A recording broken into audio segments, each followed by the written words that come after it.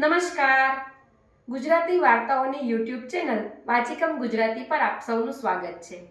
ઝવેરચંદ મેઘાણીની આજે એક નવી વાર્તા વાલેરા વાળો સૌરાષ્ટ્રની રસદાર પુસ્તક નંબર 4 માંથી રજૂ કરું છું. ગાયો, ગોવાળ અને દરબાર. સુંદર મજાની વાત છે. ભોળો ગોવાળ અને દરબારનું વચન કઈ રીતે દરબાર નિભાવે છે. જેતપુરના કાઠી દરબાર વાલેરાવાળાની ડેલીએ જૂનાગઢ શહેરના એક મોચીએ આવીને દરબારના પગ સામે 2 મોજડીઓ ધરી દીધી. માખણ જેવા કૂણા ચામડાની 2 મોજડીઓ ઉપર મોચીએ પોતાની તમામ કારીગીરી પાથરી દીધેલી. રાજી થઈને વાલેરાવાળા બોલ્યા, એલા, તે તો ભારે કસબ કર્યો.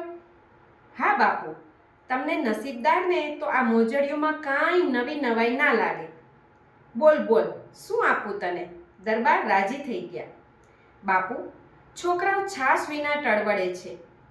મોજ આવી હોય તો એક ગાયની માગણી કરું છું. ગાય શા માટે? ભેંસ લઈ જા ને. ના બાપુ, ગાય બસ છે. ભેંસની ટંટાળ અમારાથી વેંઢારાય નહીં. ઠીક લે, સાંજે આપણું સીમમાંથી જ્યારે ધણ આવે ત્યારે તને ગમે તે એક ગાય તારવી લેજે. સાંજને ટાણે ડેલીની બહાર રસ્તા ઉપર ગાયોની વાટ જોતો જોતો મોચી ઊભો રહ્યો છે. ગોધૂલીને ટાણે ધણ આવ્યું. મોખરે ગોવાળ ખંભે લાકડી નાખીને ડોલતો ડોલતો હાયલો આવે છે અને પછવાડે 300 ગાયો એના ખંભા ઉપર વળુંબતી આવે છે. ગળે 3 ગાંઠો પડે એવા લાંબા લાંબા તો ગાયોના કાન ફડફડે છે. કંઠનો કામડો તો ઠેઠ ગોઠણ સાથે ઝપાટા ખાતો આવે છે. પેટની ફાંટ જેટલા આવ હિલોડા લે છે. ગાયો જાણે આવને માથે બેસતી આવે છે. ભાદર નદીને ભરચક કાંઠે આખો દિવસ લીલાખડ ચરીને મલકતી ચાલે ડગલા ભરતી આવે છે. વાછરુંને માથે વળુંબતી આવે છે. બાદલ પરના ડાબરિયા જેવા માથાવટી, માથ્યા શીંગ, ધોળો કાબરો ને ગળકડો રંગ, પગમાં રૂમઝૂમતા ઝાંઝર. ગોવાળ નામ લઈ લઈને સાદ કરે છે.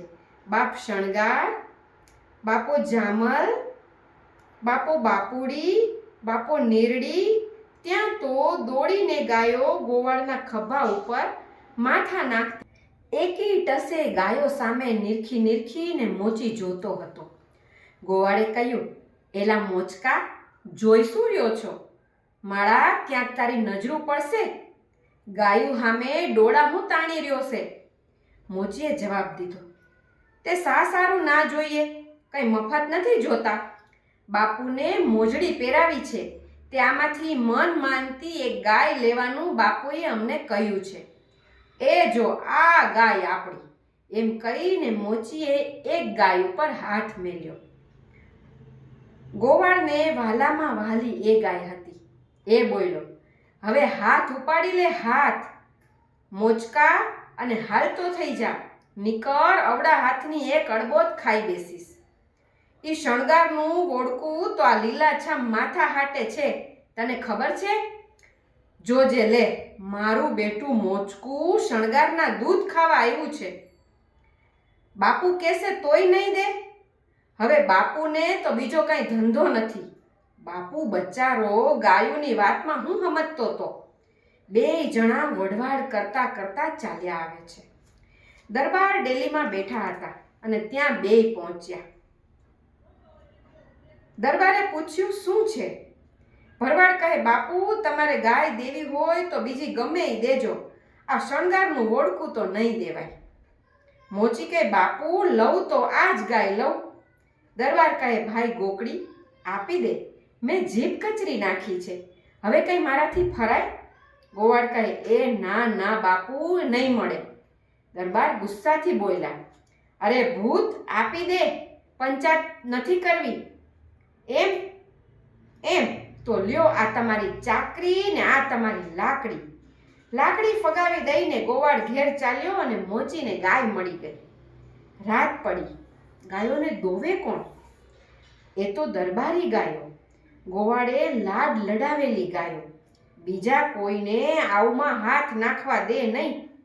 રાત તો માંડ ગઈ અને મોટે ભડકડેથી તો ગાયોના આવ ફાટ ફાટ થવા લાગ્યા. દરબારે ગોવાળને તેડવા માણસ મોકલ્યો, પણ ગોવાળ કહે, નહીં આવીએ, હવે તો પગ જ ના મૂકીએ, ઈ તો લાકડી ને ચાકડી બધું હારે ફગાવીને હાયલા આવ્યા છીએ.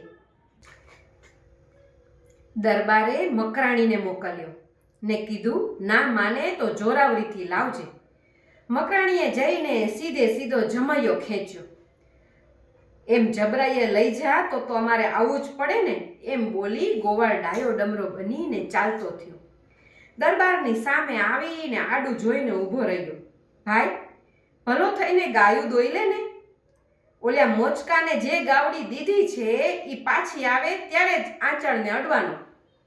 અરે ગાંડા, દીધેલા દાન પાછા ન લેવાય. અને મારું વેણ જાય ત્યારે શું મારું વેણ જાય? મારી શણગાર જાય? તારું વેણ ન જાય એમને? એલા કોઈ હાજર છે કે? દોડો બજારે, એક લીલા લુગડાનો તાકો લઈ આવો.